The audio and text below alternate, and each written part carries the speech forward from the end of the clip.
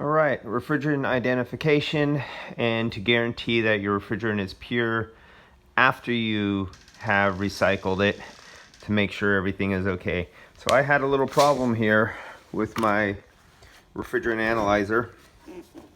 I was trying to run a test and it was coming up with no flow, like as if I wasn't hooked up or there was no gas. And so what I discovered was, I guess yesterday, somebody's vehicle had a very good sealer in it. You know, that stuff you get from Kragen's, O'Reilly's, Grand Auto, that kind of the big box stores.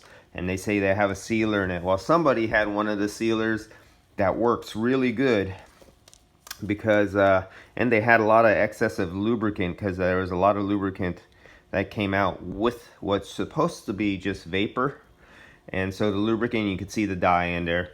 And it hit my filter, and my filter is clogged up, and it won't flow. I can't blow through it. Try to blow through it. I try to push some air through it. So the sealant that they used in their system contaminated, got in here. It got to my filter, and it sealed my filter so refrigerant can't flow through it. So when I was trying to test my refrigerant, because it's a Sunday and I'm getting ready for Monday to go back out to work, so these are my recycled refrigerant that I recycled, and I test my refrigerant all the time before it goes out into my vehicle, and it always has to come up 100% pure and zero air, even though they do allow up to 2% contamination of other refrigerants in the refrigerant, because just that's the way the EPA is and stuff like that, because they allow my thing won't focus.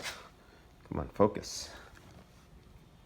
My the EPA allows a little bit of contamination, so it's inevitable. You're always going to find some contamination every now and then in your refrigerant, and just because they have not made the rules stringent enough, hard enough, and mandated that across the country, every shop, if you have a set of gauges or refrigerant in your shop, you have to have a refrigerant identifier. You have to test every vehicle.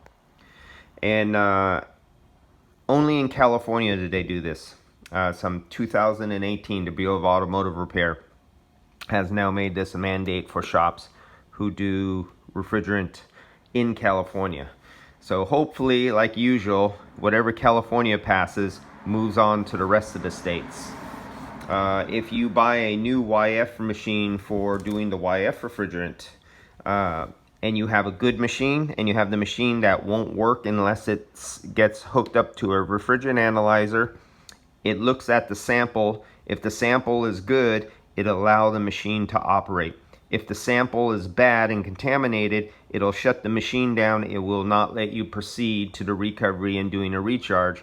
You have to get that contaminated gas recovered into a contaminated gas cylinder using a separate recovery unit. So yeah, that's what's going on here. Somebody had a really good, or a lot of excessive leak sealant inside their thing, and it plugged up my my filter for protecting my unit. Thank God I have a filter on here to protect this. Otherwise, I have a $3,000 piece of garbage right here. That's it, guys. I'll see you.